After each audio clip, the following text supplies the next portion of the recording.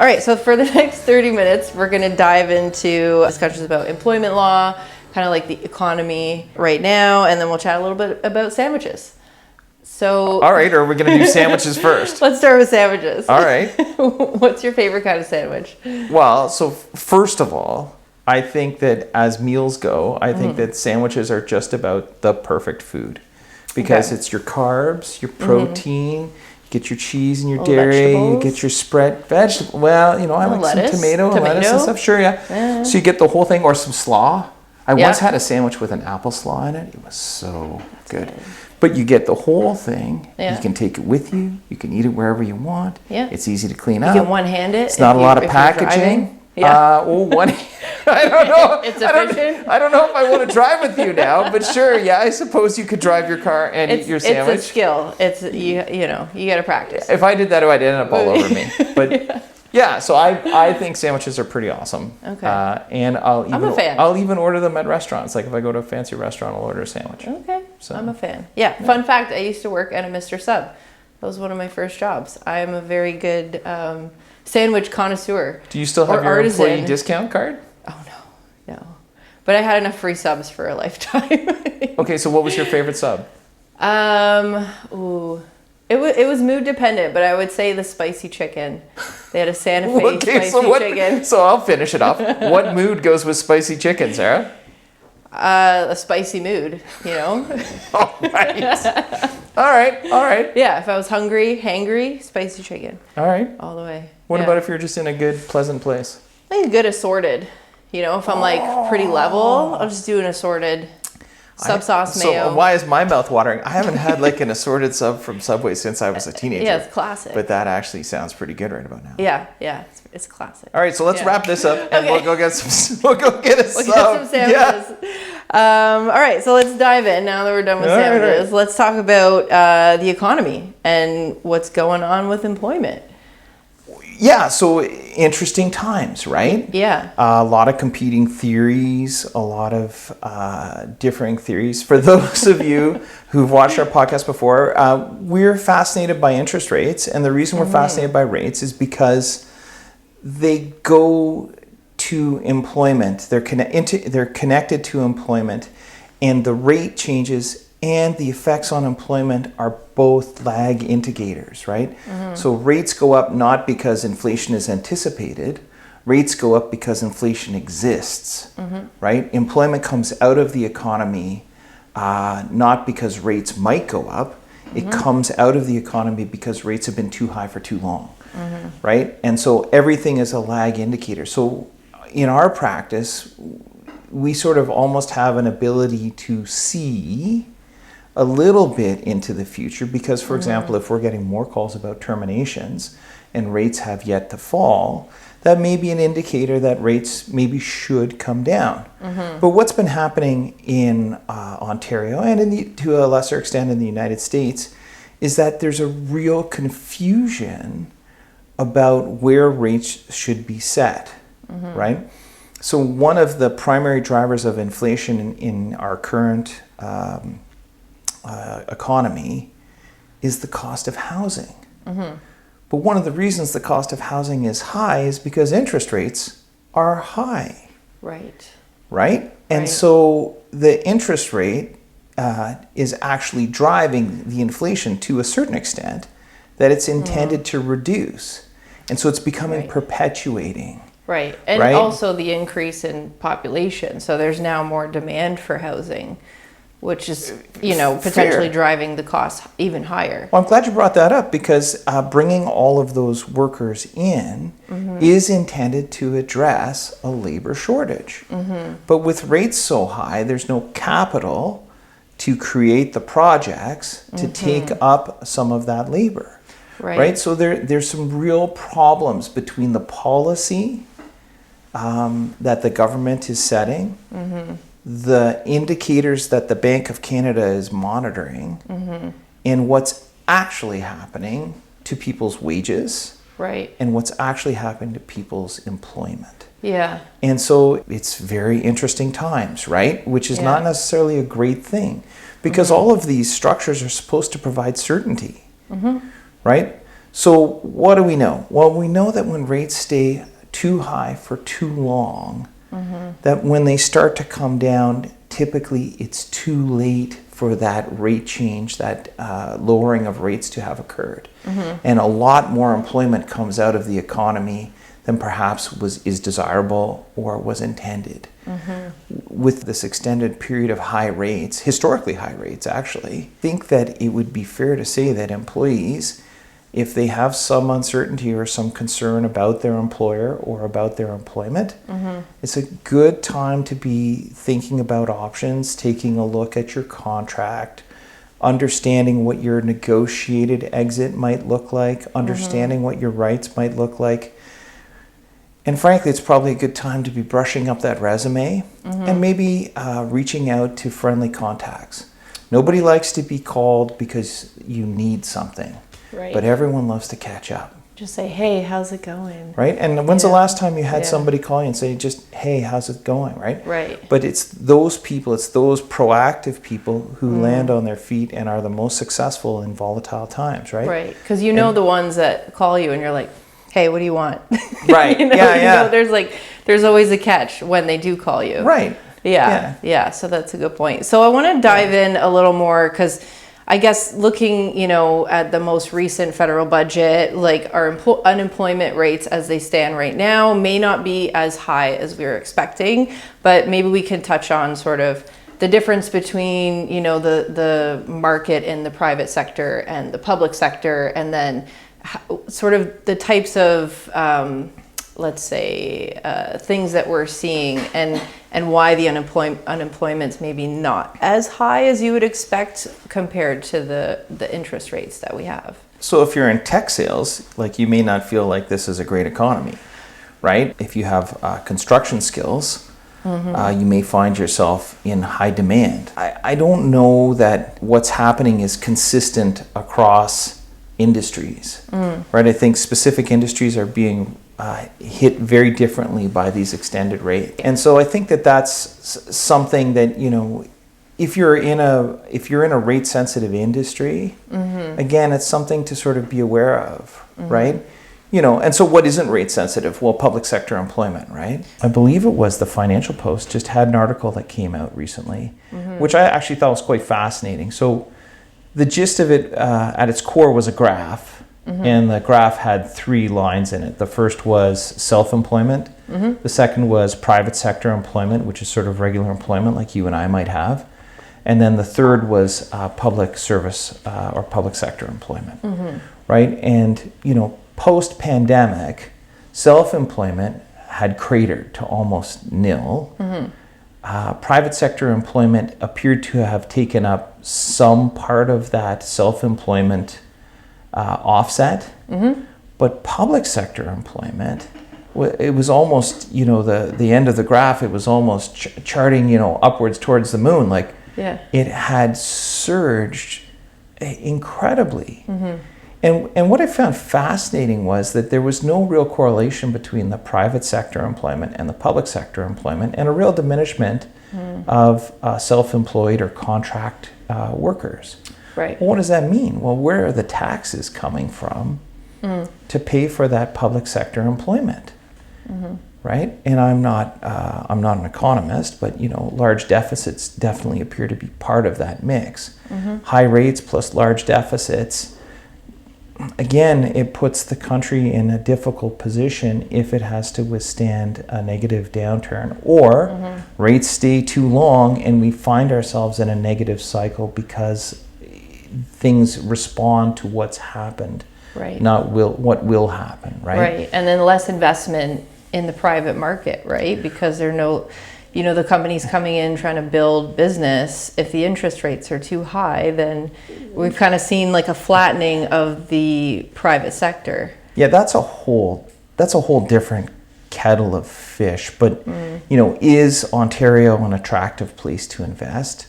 is Canada an attractive place to invest? So what's fascinating is, one, our tax regime, right? Like we have very high income taxes. There are some changes proposed or which may come into effect in the most recent budget involving capital gains. I don't know that they're as business targeted as some commentators are saying. They appear to me to be a lot about taxing generational wealth or generational wealth transfers, which I don't know. I think that both generations, the receiving generation and the creating generation, probably find that kind of tax equally unattractive.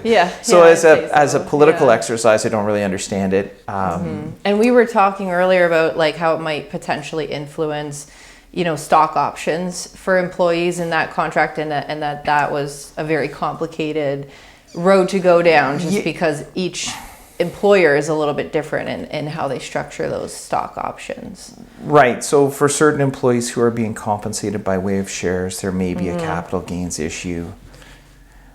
I think that's going to affect a relatively that's a much smaller group of employees generally. It's going to be sort of higher level executives and executive sales leaders. That's something that we can handle and we can deal with. But I mean, ultimately, whatever the taxes are is what they are for the purposes of an employment law dispute. Is a good policy? I don't know. As I say, is it good politics? Doesn't seem like it.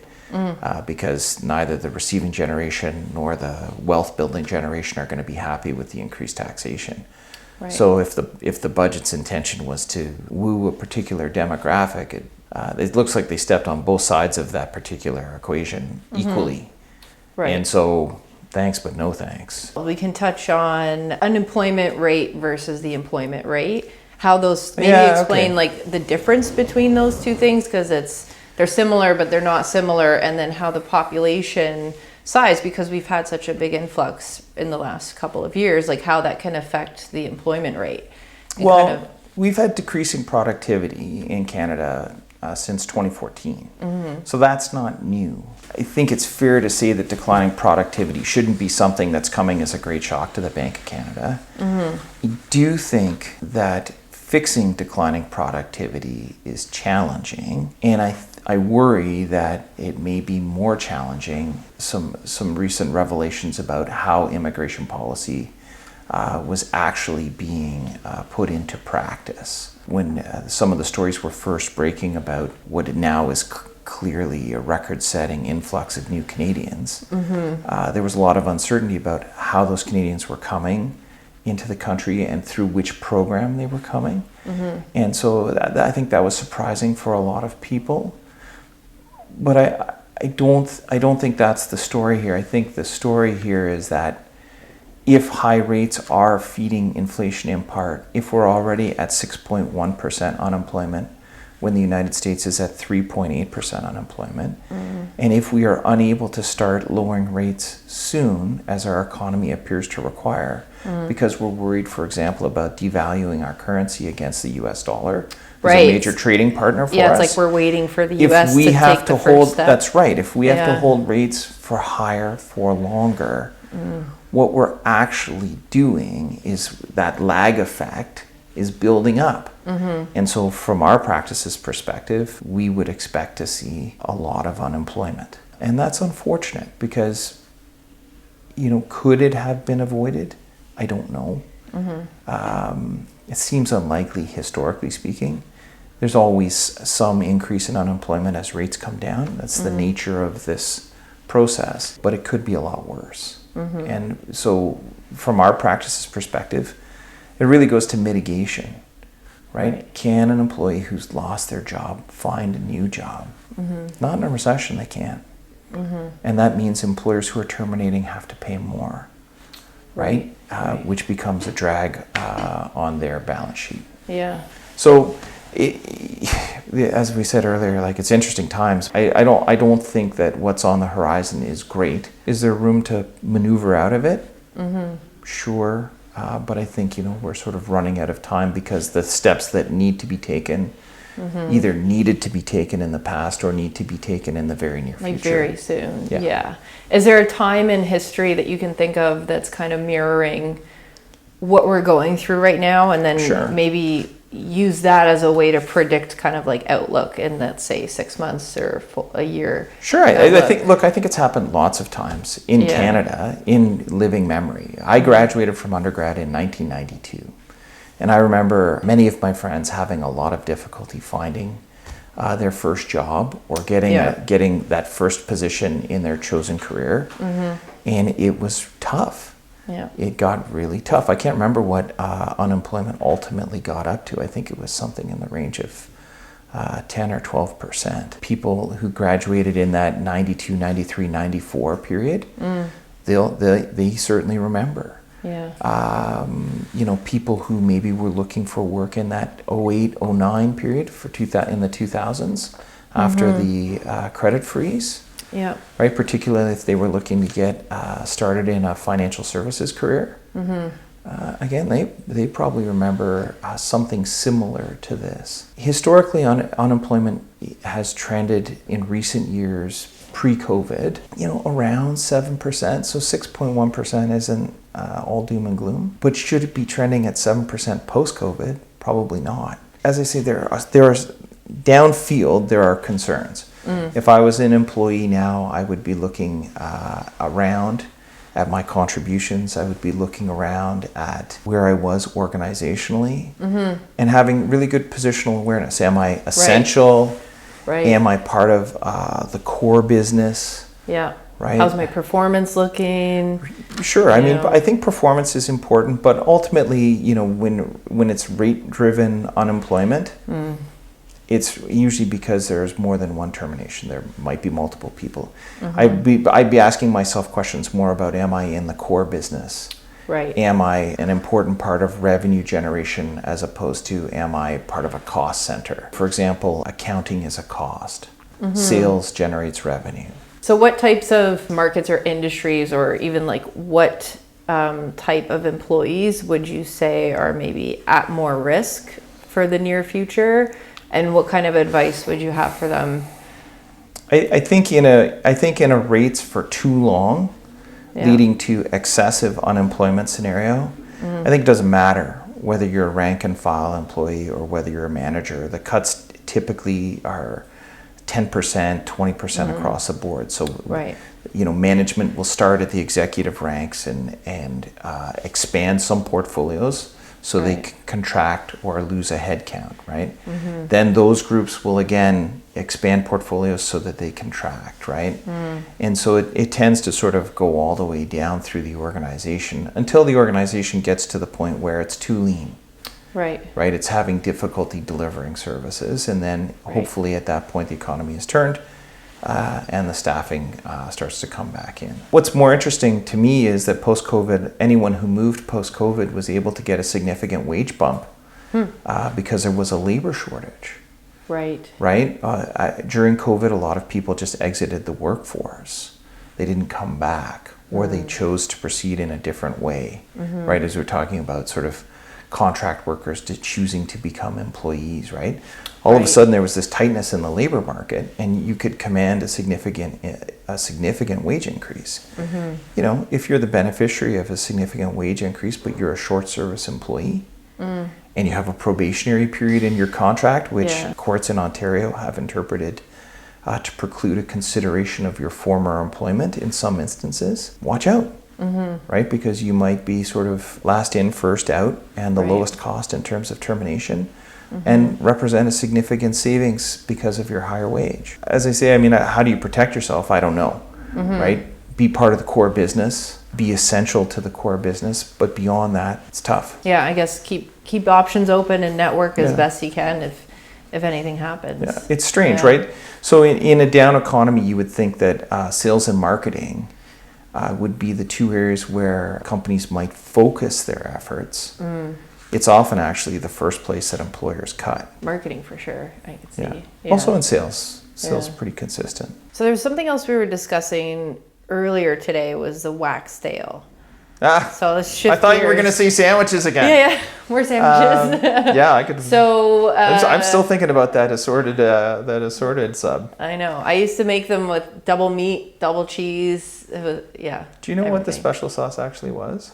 It's like Italian Is dressing. it Italian dressing? Yeah, All right. but they just had their own Can special you say that, recipe. can you say that, or did you I don't sign some know. kind of I confidentiality think agreement with Subway? What's the time what's the, they can't litigate after, I don't know. 20 I don't years. know, Sarah. I don't know. How long has it been? I don't know. Well, so how long has it been? Let's talk about Waksdale, right? So Yeah. Waksdale's been around pre-COVID. Fascinating case. They lost at first instance. They won at appeal. And so what Waksdale says is that if the termination provision uses cause or without cause to distinguish between payment of statutory amounts, that it is void. It's unenforceable. And that is important because at that time, about 90 to 95% of employment agreements were using that architecture, cause without cause. To contract out of the statutory Well, so payments. the problem is, under the Employment Standards Act, the standard for withholding payments is willful misconduct, which is, it requires an almost subjective intent, an actual real intention on the part of the employee to somehow harm the employer.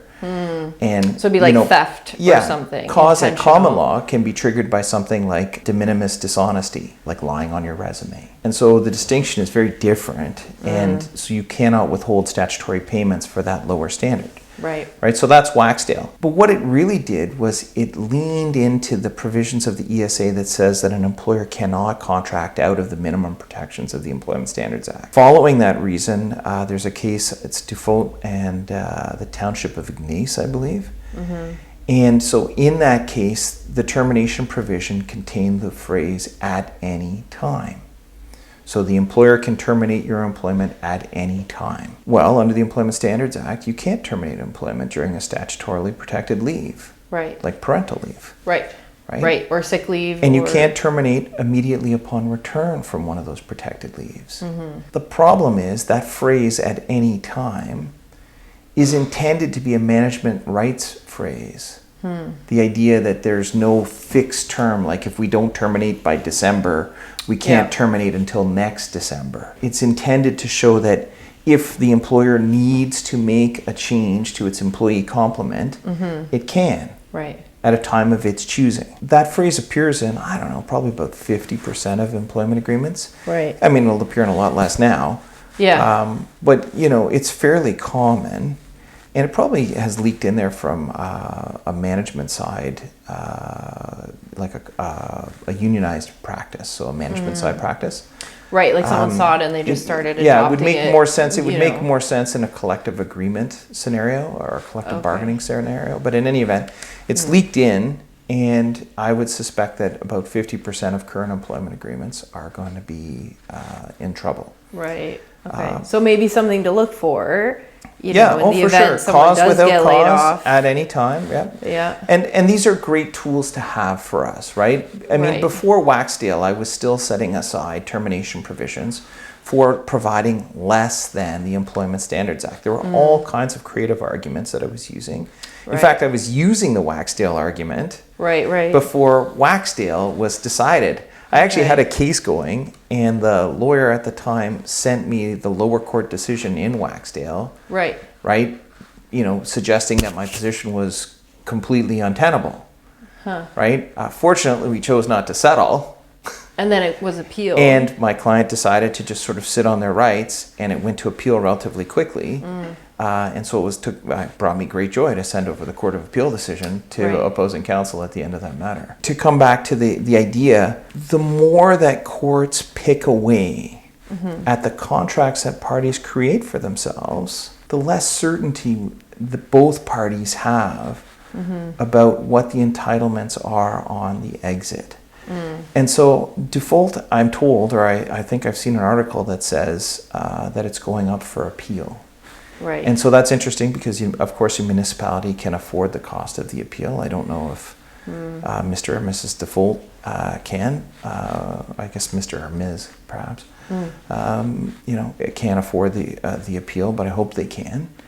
And it will be interesting to see what the outcome there might be, because there is a lot of writing, amongst the employment bar about, where does this end? Right. Because depending on whether or not they win the appeal, that would have a significant impact moving forward. But these attacks on contracts based on, very, very speculative breaches, right? Because it's not that the contract actually did breach the Employment Standards Act, only that it might have, right? In very limited and specific circumstances that didn't arise, right? And so I can understand the employer frustration a little bit there. Right. But because you're kind of arguing like a hypothetical that never actually happened. The Employment Standards Act wouldn't exist if we didn't need statutory minimums. Right. If the parties left to their own devices in a free market treated each other with respect and dignity and negotiated fair and reasonable agreements, maybe the government wouldn't have felt the need to create a series of statutory floors or minimums, right? Or they wouldn't have needed to create statutory protections. Right? So I have sympathy for reasonable employers. I don't know that I have sympathy for all employers because there are a fair number that just will take whatever advantage they can. One of which is the government, ironically. So you've got your public sector employment shooting up. A lot of that employment is unionized. It's unionized for a reason. Right. Because if the government could save a buck by clawing back wages from its public sector employees, they would. Right? And so that's interesting. Oh, the other thing I wanted to just mention quickly was I read an article about managers. That there are 6 managers for every frontline public sector worker in the public service. 6 managers for every one? Right. So I laughed when I read it. And the irony is it's because of the Canada Labour Code. Under the Canada Labour Code, employees who are not managers are entitled to a reinstatement remedy if their termination is for arbitrary or unjust reasons. Managers are not entitled to that reinstatement. And so my suspicion is that a lot of public sector employees are their title is manager in order to try and take them out of that statutory protection. But still, if you stop and think about it, if it's 1-to-1, right, that still seems like a very very high management ratio. It's a lot of oversight for the number of workers. Well, it's very linear, right? And you would think that in the public sector it would be a much flatter situation because you want lots of service delivery. Right. And you want to do it as efficiently as possible, which would suggest a leaner management structure. But right. And the managers get paid more, I would assume, than the workers. So if you have more managers, I've got to be careful. I've got to be careful, Sarah. A few of my colleagues are still in the army, and I'm pretty sure they're generals. So they might not appreciate what we have to say. Well, hey, we're not talking about them directly, but just hypothetically. Fair enough. So I was reading an article recently in the Globe and Mail that was discussing sort of, Canada's economy, the recent federal budget, unemployment rates, and it was a very long article, kind of all-encompassing. So every other newspaper article for the last 48 hours, but all right. Yes. Yeah. But there was a quote that I wanted to read and then kind of get your thoughts on. Okay. It goes, "It's not only that public sector hiring is masking how weak the country's job market really is, they argue, and may have compelled the banks of Canada to maintain interest rates at a higher level than is warranted, but also the public sector's ever-expanding role in the economy, which appears to stand in contrast to other countries, the US in particular, may be part of why productivity and innovation in Canada are lagging." Wow. There's a lot going on there. So increased public sector employment, I think we touched on this earlier, is problematic, right? Because ultimately it's not necessarily revenue generating employment, right? Somebody has to pay those salaries, right? And it's you and I, it's taxpayers. Right. Yeah. So, I think there's a problem there. I think increasing public sector employment, if in fact that income goes in and creates competition for goods and there's pressure, I can see an inflationary effect. I understand that. I think the second part of the quote is interesting because it sort of is implying or hinting at sort of a difference between a so-called free market in the United States and our marketplace. And I think that the reality is there's no such thing as a truly free market. If there was, it would all be dictated by power. You would only be able to have what you could hold. Right? So there's always some regulation. There has to be laws. There have to be structure in order for the markets to be so free. right? And so the difference is the Canadian market may have a lot more rules and a lot more structure than the American market. I don't think that that's necessarily a bad thing. I think where you get into trouble is when there is not room for innovation, there's not room for new enterprises, right? Whether that's because they can't get capital, Right. or whether that's because they find themselves competing with the state, right? Or worse, dependent on the state for capital, because then the government's picking the winners and the losers. Right. And I don't know that government does that particularly well. And I'm not just talking about this government, although this government's record on that point, I think is, well, it speaks for itself, right? Whether you agree or disagree with the policies, their ability to execute on a policy is, I think it's fair comment to say that there are concerns. That's a problem. For sure. You know, how do you fix that? I don't know. It would be nice if there were some policy alternatives on the table. I don't know that there are. Whether it's the NDP or the Liberals or the Bloc, they all seem to be different versions of tax. Well, actually, the taxes are kind of universal. What's different is what we should spend the money on, right? And it's usually sort of favors their particular focus or their particular voter demographic. It would be nice to see balancing between the cost of government and the services provided. I also think that there's room for technology in government, and I think that we're behind there. Like utilizing it in the workforce as an alternative to more employees? Well, so one, you would expect to see, you know, there's some room for public service employment to contract if technology can assist, right? Or creates efficiencies. But I'm also thinking of things like solutions. Like I read an article about the city of Edmonton. They were having trouble with occupation in their park by opioid addicts and homelessnesses. And I thought what was interesting to me about the solution was that multiple levels of government came together. They organized a single site where you can go in, get all of your ID, not just municipal ID or provincial ID, all of your ID, right, including your health card. You can get immediate access to healthcare if you want. You can get immediate access to rehab if you want. There's a sleeping area if you want. And that facility has become a one-stop gateway for access to the services that those citizens need. Right? And I think all of us would like to have that kind of access to the public services that we need. And I think all too often we find it very difficult to access those services. And that stands in stark contrast to our experience when we're dealing with private sector retailers or private sector service providers. And so I think the problem is that a lot of people who are not in the public service are saying to themselves, why can't this be like that? Right? Yeah, it feels very, very gated sometimes. I mean, even the healthcare system as an example, where it seems like certain areas of the healthcare system have this specific role, but there's not a whole lot of communication between the different departments. And then as a user, you end up kind of stuck getting tossed around, you know, from one place to the next and then back to, you know, the other one. It's I don't know that I'm qualified to speak to the healthcare system. I think what I will say is I like ideas where we leverage the skill and ability of nurses. I like ideas where we leverage the skill and ability of pharmacists. And I also think that in a country like Canada, where we have a tremendous amount of national wealth, there should be access to a family physician for every Canadian.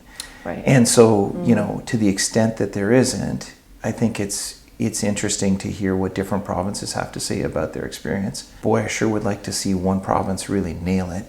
So that the rest of us could, you know, the rest of them could just follow along, right? But ultimately, I think, again, you know, when we come back to it, could we digitize records? Could records be more readily available in electronic format? could we track people's health information in a better way while still maintaining their privacy? Those all seem to be achievable based, again, just on the experience that you have in dealing with private sector service providers, right? But I don't think that's really sort of not for us to say, right? Right. I think where I would be more concerned is how much of the public sector spend is on service delivery, primary execution, and how much of it is on strategy, and how much planning for the planning are we doing, and is there room to make that sector more vertical, from policy to execution? Technology should be able to enhance that. Right. So, I think it all sort of comes back to like value for the investment that we're putting in. I think what it comes down to is if private sector employment is the main employment now, and entrepreneurs, sole proprietors, entrepreneurs, contract employees are diminishing, one issue may be, who are these employers?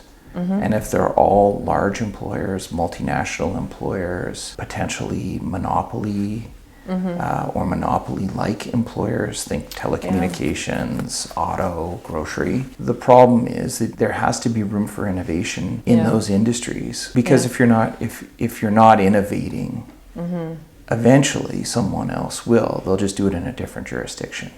Right. So we want to create an environment that is attractive for the innovators. Right. Because they're creating jobs. Right. And what we may have right now is an environment that's attractive for very, very large employers. So before we kind of close up, so at the end I want to get your thoughts on sort of your outlook for the remainder of 2024.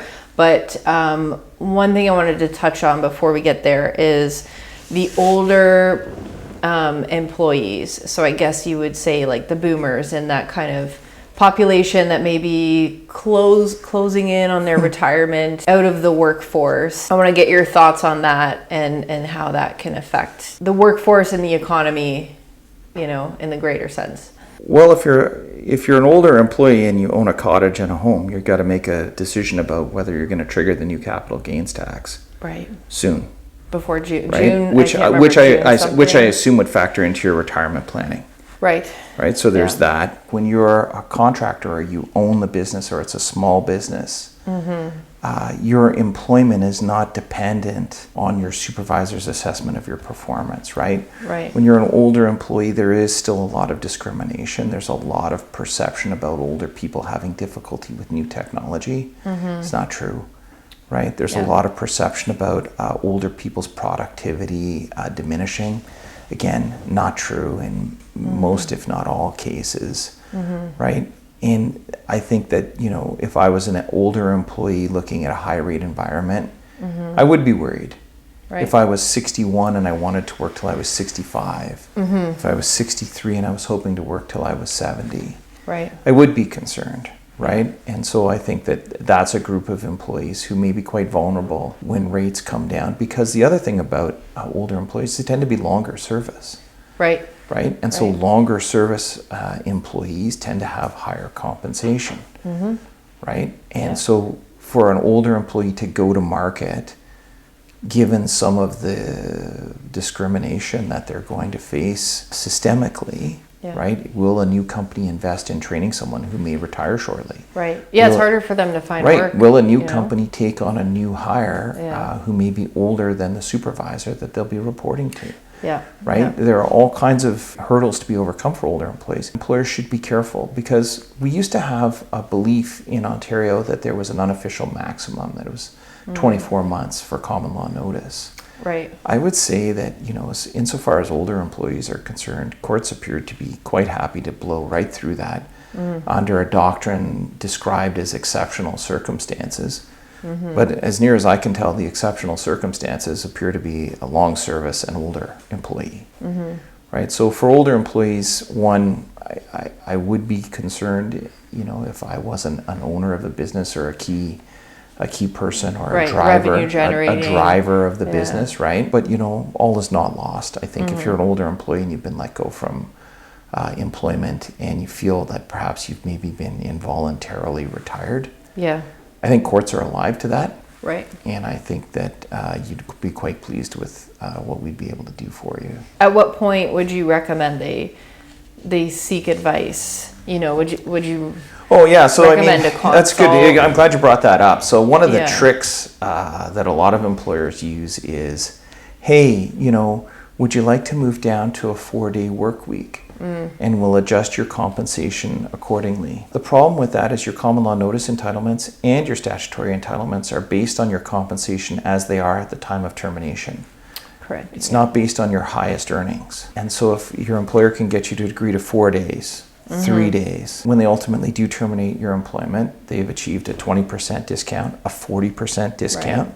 Right. On the termination cost, which was probably their goal all along. Right, which is essentially a constructive dismissal, no? Well, so yeah, you could take the position that it's a constructive dismissal, but really, a better strategy might be to just say no. I'll keep working 5 days a week. Thank you very much. Yeah.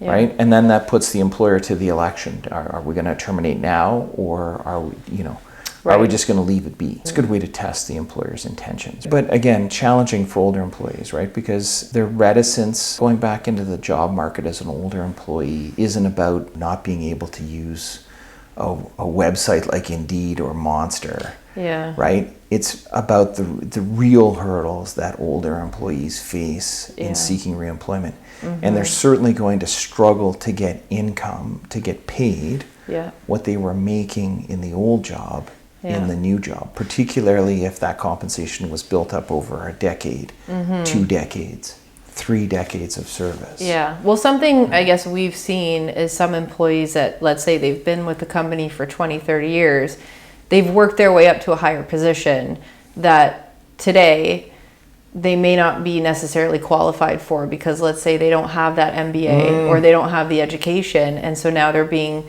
let go from a role, and when they're applying for equivalent roles, the AI resume readers don't pick them up because they're like, well, you don't have MBA, you don't have university XYZ on your resume, so therefore you're not qualified. So they tend to have a harder time. What you're saying is experience is undervalued by internet website portals, and I agree with that. Many sales positions previously did not have BCom or MBA degrees as a minimum educational requirement. Right. Many of them do now. I think that any kind of quasi-professional position, right, and didn't necessarily have an accounting or a legal designation as a prerequisite to employment. Yeah.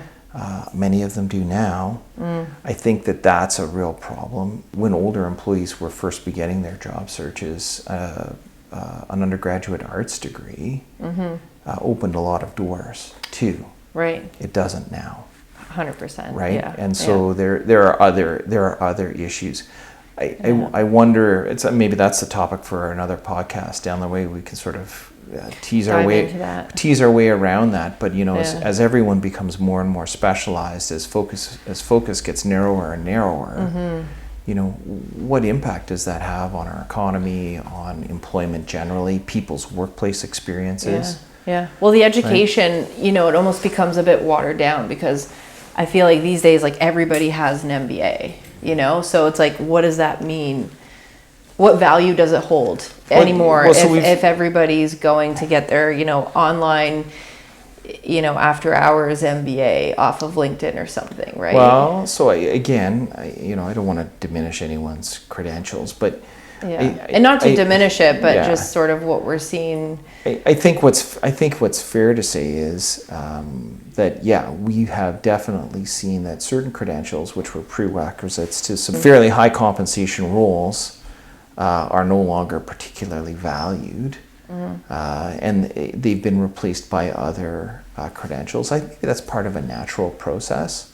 Right. But I do think like the specialization, the focusing in on financial services skills, accounting skills, business degrees, it does seem to be a focus for a fairly wide range of employment now.